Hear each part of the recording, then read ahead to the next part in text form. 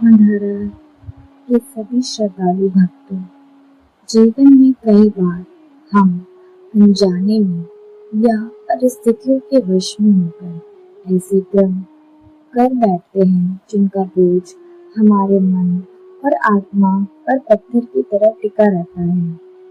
क्या कोई ऐसा मार्ग है जो हमें इन मानसिक और आध्यात्मिक पापों से मुक्त करा सके?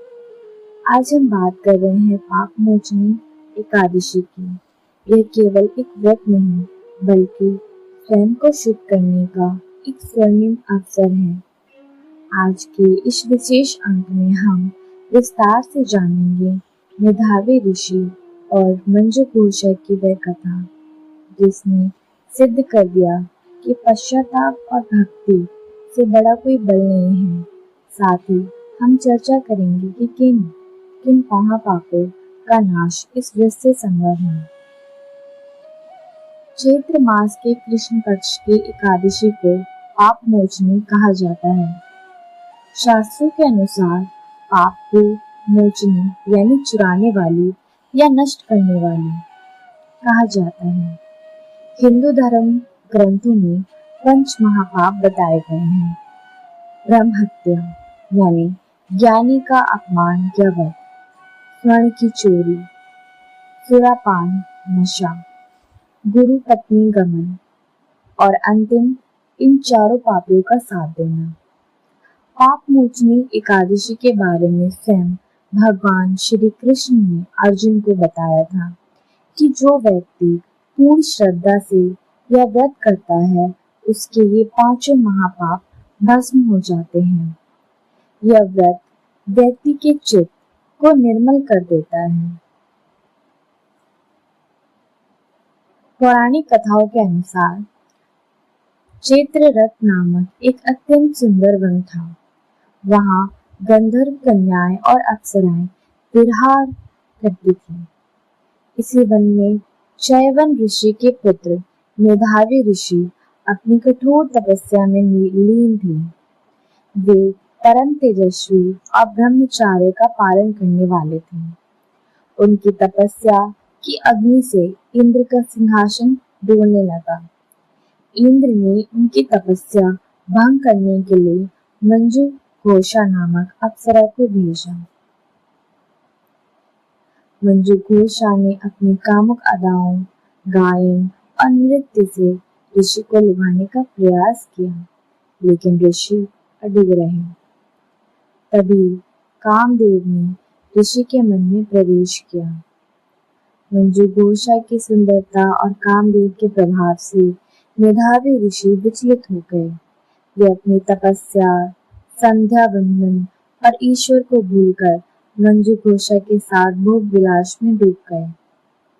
समय का चक्र ऐसा चला कि ऋषि को पता ही नहीं चला कि एक दिन बीता है या एक युग।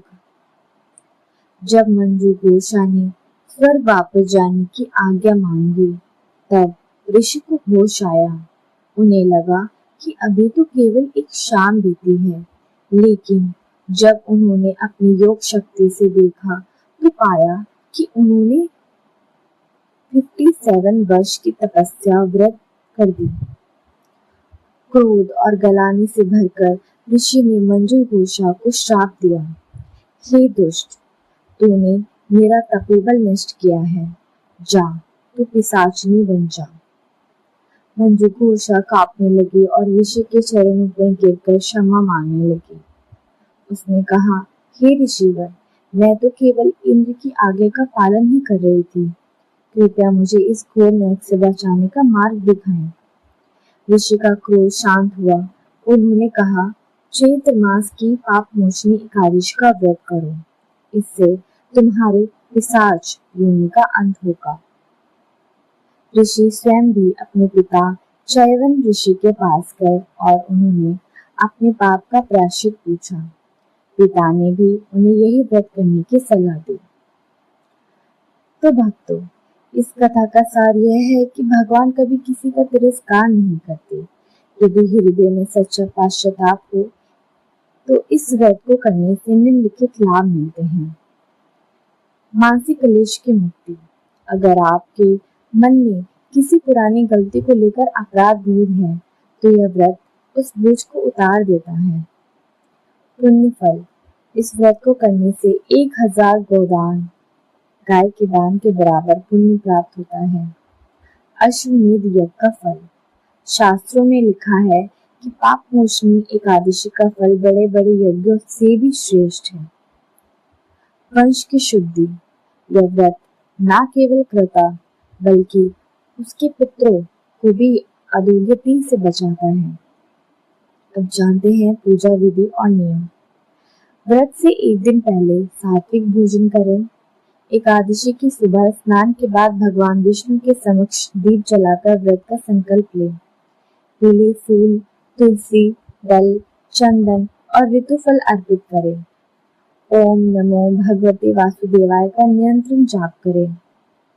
द्वादशी के दिन ब्राह्मणों का दान देकर ही व्रत खोलें। जीवन उतार चढ़ाव से भरा है, लेकिन सनातन धर्म हमें हर समस्या से निकलने का मार्ग दिखाता है। पाप मोचनी एकादशी हमें सिखाता है कि गिरकर संभलना ही धर्म है। भक्तों, अगर आप अपने जीवन में सकारात्मक ऊर्जा और भगवान की असीम कृपा महसूस करना चाहते हैं तो आत्मधारा चैनल से जुड़ें। यहाँ हम केवल कथाएं नहीं सुनाते बल्कि जीवन जीने का सही मार्ग साझा करते हैं। सब्सक्राइब बटन को दबाकर इस आध्यात्मिक यात्रा का हिस्सा बनें। इस वीडियो को अपने उन मित्रों के साथ साझा करें जो मन की शांति की तलाश में हैं। कमेंट बॉक्स में जय श्री हरि लिखकर अपनी हाजिरी जरूर लगाएं और प्रभु आप सबका कल्याण करे। जय श्री कृष्ण।